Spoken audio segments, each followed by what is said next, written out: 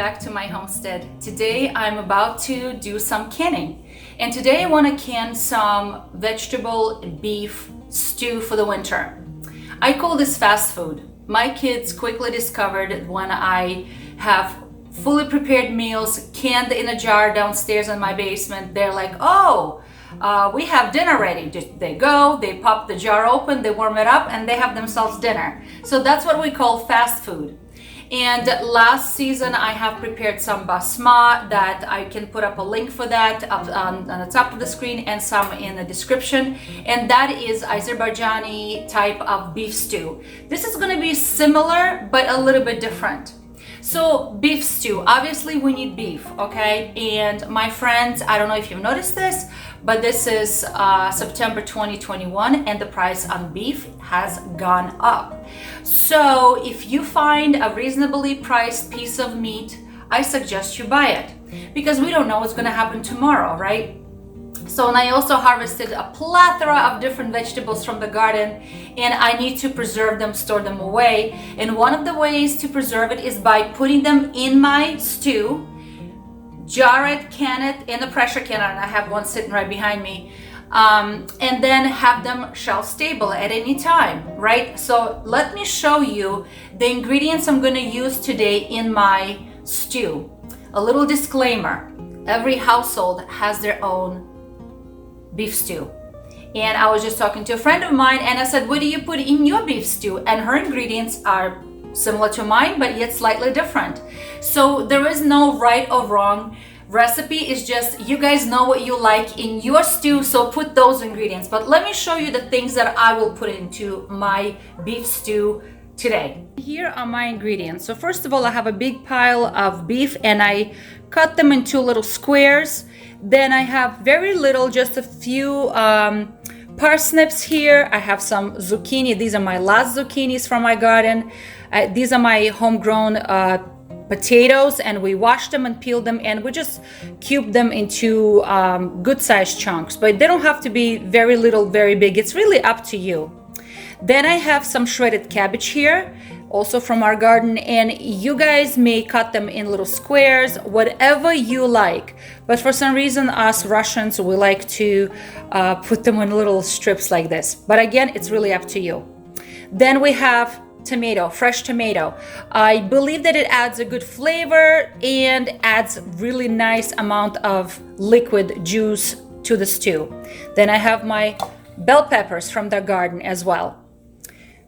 This is optional. If you don't like any mushrooms, you don't have to put any mushrooms, but guess what? We like it, so I'm gonna put some mushrooms. I have a big pile here of fresh onion, all sliced up and ready to go. Carrots. What beef stew can go without carrots? You gotta have some carrots. And then here I have a combination of celery, almost forgot the word, celery from the garden, and some fresh leeks. My friend shared leeks with us. So good to have friends who grow gardens. And then this is maybe a little bit of unusual item. I'm gonna put very little, just a couple of pieces of apple into each jar because I like that it adds a little bit of acidity to it. And of course garlic. I have not peeled it yet, but I'm going to peel it, crush it, and put a little bit of garlic. As far as spices, a little salt, a little pepper, garlic, fresh garlic, and that's it. So something that I do a little bit different for my canned stew is that I do brown the beef a little bit. So I have a cast iron skillet, it's on high, it warmed up, and now I'm just gonna put a little oil and I'm gonna dump some of this meat to brown it.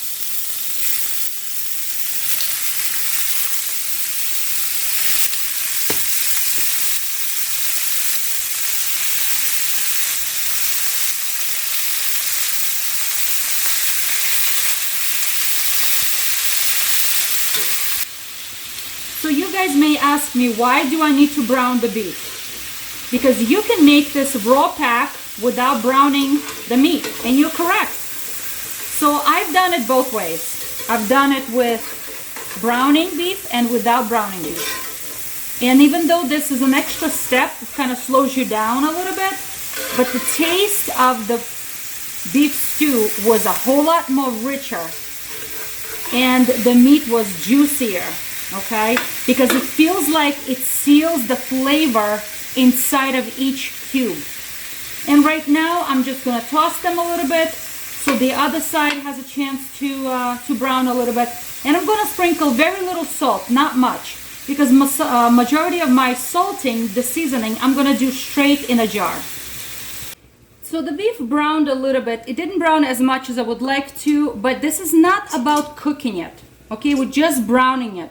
The process will finish up in the jar itself, okay? So the other vegetables I'm not cooking, they're gonna go into my jar raw. And all I'm doing, I'm just scooping this all up, okay? And I'm gonna brown the second batch of beef. All right, so the beef is browned a little bit, not too much, and now it's time for me to fill up my jars. And to fill up your jars, it's really up to you how much you want to put in each jar. And as I've mentioned to you, it's really up to you what kind of vegetables you guys like.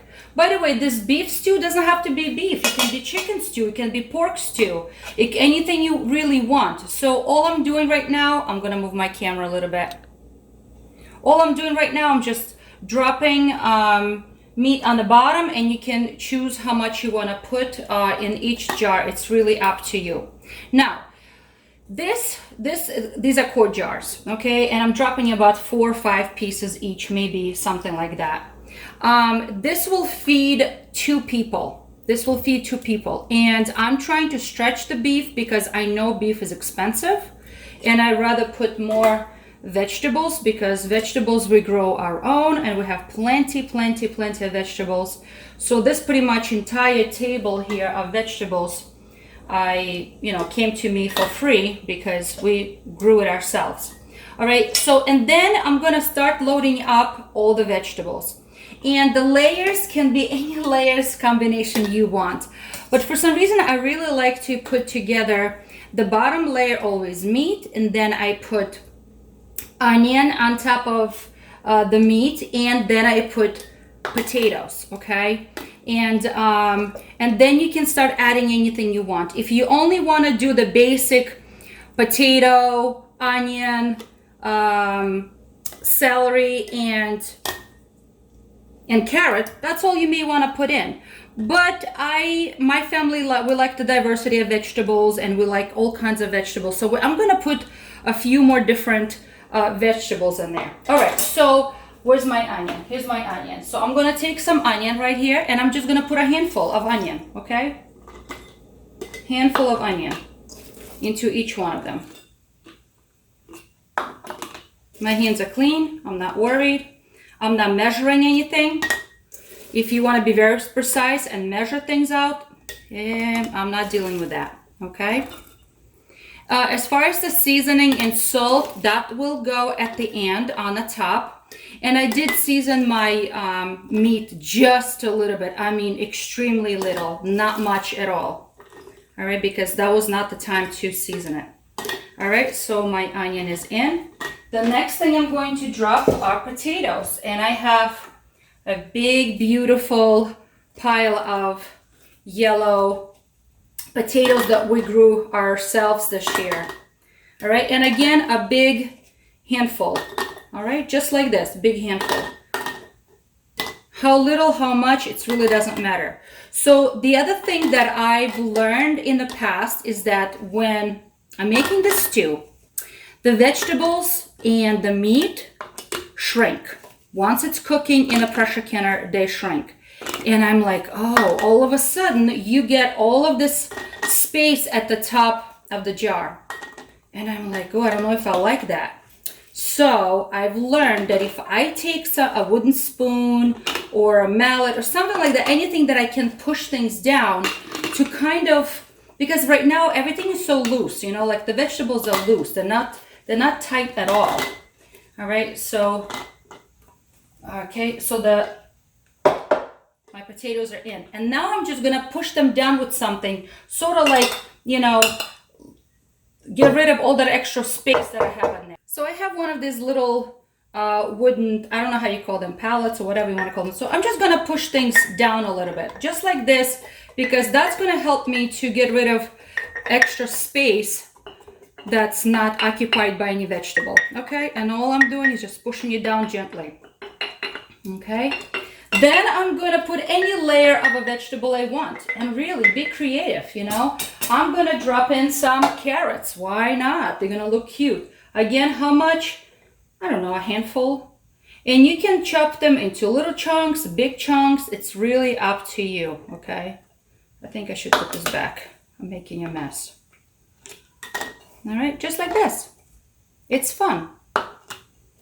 And again, I'm not worried, my hands are clean, okay? And I'm just dropping into each jar.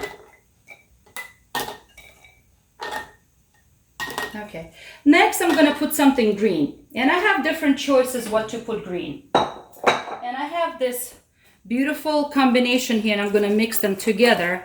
And these are celery from the garden and the leeks that my friend Anna shared with us. So I'm gonna put them into each jar as well. How much? Again, a handful. It's a really good measurement tool, a handful. And after this layer, I'm gonna push everything down again because I know that I'm losing space in my jars, okay? And like I said, for some people, this is pretty much it for their vegetables, okay? They don't put anything else at all. But I have a whole bunch of more, and I'm gonna be putting more. So while I'm doing this, let me talk to you guys about what kind of liquid I'm gonna be using in these jars, okay? So normally beef stew, once you put the vegetables in, calls for some sort of liquid, okay? People put water or broth or something like that, okay? Whatever they like. Guess what? I am not putting any liquid. I'm not gonna put any liquid in this particular recipe. Why? Because I'm gonna be using a lot of vegetables that will produce natural juice, natural broth, okay? So I'm gonna be putting some tomatoes. Okay, again, how much or how little? Really up to you, okay? Just like this, okay? Quick, drop and go, all right? Don't ask questions.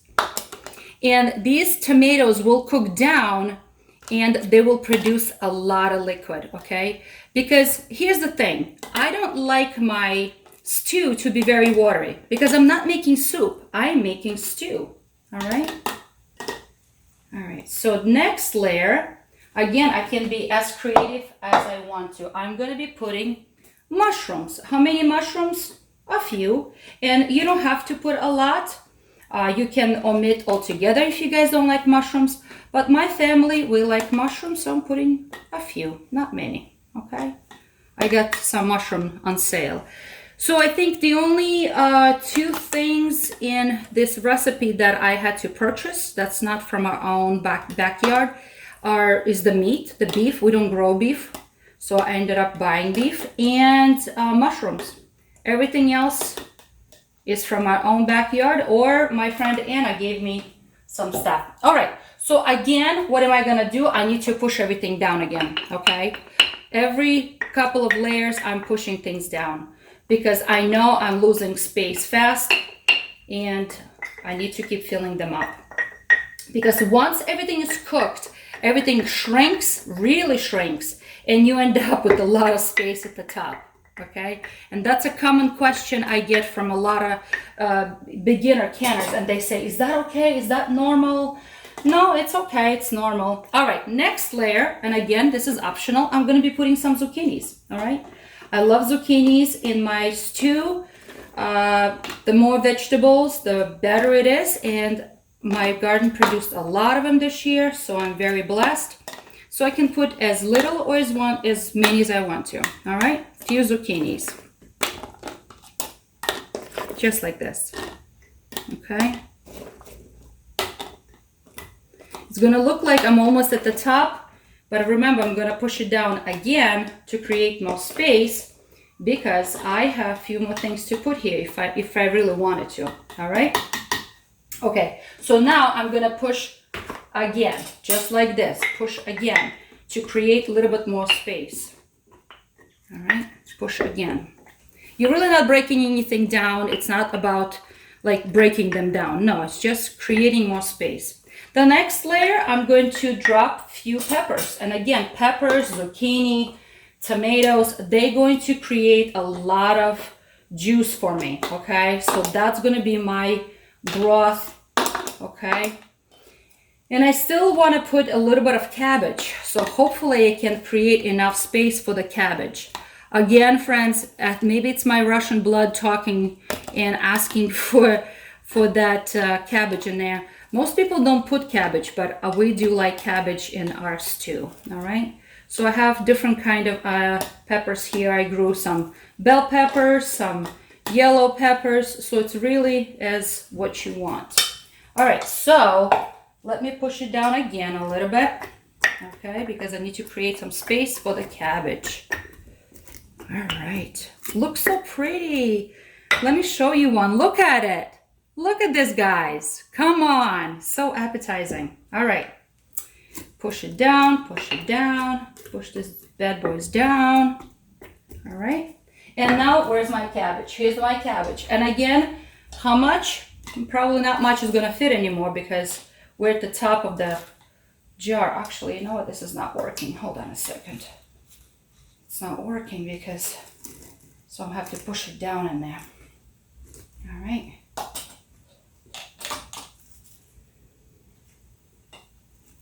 Push it down just like this. All right.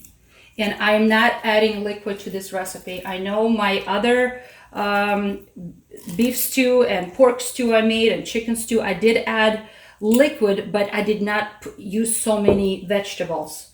And when you're putting only root vegetables, then you definitely need some sort of liquid. But right now I'm having a whole bunch of other vegetables that are going to produce a whole lot more juice, a whole lot more juice. All right, so my canner that I have right now, my pressure canner, only fits 7 jars. So I need to set up another canner, and I have a whole lot more vegetables, so I have to wash more jars and set up more. All right, so a couple of little things I need to add. So this is going to be pressure canning. Pressure canning because it's going to be low acid food. So it requires pressure canning. The other thing I wanted to say is that I did not sterilize these jars. Jars for pressure canning do not require to be sterilized. All right. And if you guys remember, let me grab it over here. I have some apples. Remember the apples from our tree? So I'm going to just drop a couple because they add a good acidity, and I really like the addition it makes to the stew. Not many, literally two, 3 little pieces, okay? That's all it is. It's not about appley taste. It's just it adds good acidity, okay? All right. One fell over here, come back. I have dropped some vegetables here. All right. So now let's season this bad boy. All right, so we have black pepper. And I'm just gonna hold it right over and I'm gonna do a couple of turns, okay? If you don't like it spicy, don't put a lot. This is not much at all. I'm not measuring, it's just a couple of turns. 1, 2, maybe 3, okay? All right, now salt. The salt is up to your taste, okay? These are quarts, and I'm gonna put about half a teaspoon in each, and I'm using pink Himalayan salt, half a teaspoon. Because remember, I already added a little bit of salt, very little salt to the beef, and I don't want things to be bland, but I don't want them to be awfully salty, all right? So just a little salt, and that's it. Now, before I put the covers on, okay, I'm just going to shake everything, make sure everything is settling down nicely. Okay, just like this. And I need to take a paper towel with some vinegar and run the edges. So I have a little paper towel, and all I'm doing is just with a little vinegar on it, and I'm running the edges, okay? Because I don't want any salt on it, I don't want any particles on it. So I will have a good seal. So I'm just cleaning the edges, okay? And actually something was on the edge, so I'm glad I did this. All right, last one. In case you guys want to know how high I filled them up, it looks like it's high right now, but remember, it will settle down once it starts cooking. All right, and now I'm going to be putting just the covers on, and I'm going to put the rings on all of them. So I have some regular mouth here, okay, and I have some wide mouth jars here. Okay, always with making canning stew, the preparation takes the longest. To wash all the vegetables, to chop all the vegetables. Okay, so this is the last one. Let's put these rings on, and now I'm going to be putting everything into the canner. Now, listen guys, because everything in these jars is cold, that means I have to put them in a cold canner. So I have a pressure canner. I'm using Presto pressure canner right now. I poured 2 inches of room temperature water from the tap, and I put a splash of vinegar in it.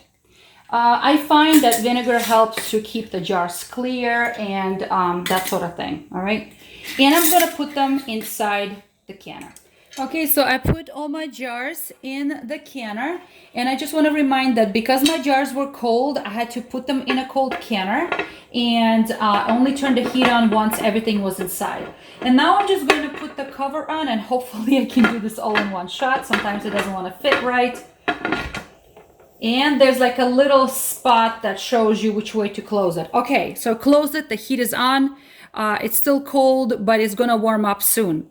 And I'm going to watch and wait until it's gonna start boiling, and I'm gonna see a steady steam coming through this little valve here for 10 minutes. It's going to steam for 10 minutes, and only at that point I'm going to put on the weight, which is gonna be 10 pounds. So the process is a little lengthy, but it's not difficult, and people shouldn't be scared of pressure canning because it's such a great way to store away shelf stable foods, and they're going to be ready to be eaten whenever, during the winter, like spring, whenever, just like a fast food ready to be eaten. Okay, so I'm just going to wait for it to come up to boil. I don't know if you guys can see it, but there's a steady steam coming through right there. I don't want to put my hand too close because I don't want to burn myself. And it's been steaming for 10 minutes. And now I'm going to put 10 pounds of pressure on it. I'm going to put 10 pounds of pressure on it. And I'm going to wait until this little popper valve, I'm going to bring you guys closer to show you. This little guy back here is going to pop to the top, and it's going to stay in that position. And I'm going to start seeing some rattling happening right here. Steady rattling, okay? And at that point, I'm going to set my timer for 1 hour and 30 minutes, 90 minutes, okay? That's how long it's going to take for this pressure canner to process these quarts, okay? And at the end, I don't take the weight gauge off, the weights off. I don't open it until everything cools off, calms down, and no more rattling. Everything settles down, and only at that time I open the cover, which takes about half an hour to 45 minutes to calm down. All right, so this is a lengthy process, but let me tell you, it's keeping my kitchen nice and warm, and that's how I pressure can my stew. 90 minutes has passed, but that is still jiggling, and this little valve is still up. So I'm gonna wait for this whole thing to cool off before I remove the weight and open the cover. So here's my first batch, came out of the pressure canner, and the other pressure canner is still going. Now, do you remember guys how I did not put any liquid in these jars? Well, look at all that liquid in there. And do you remember how they were so full and I kept pushing a little bit lower and lower, pressing down all the vegetables? Well, look at this one. Look how much it fell down. Almost like a half a jar. But it's okay. It's not bad. It's sealed very well. It's going to be safe for storage. Look, it's still bubbling. Look at that. Isn't that beautiful? So this is going to be my beef stew, and it's going to go on my pantry shelf. So friends, I hope you are encouraged to preserve some food. If you buy some meat on sale, there's nothing wrong with that being a little frugal. So be encouraged and try something new.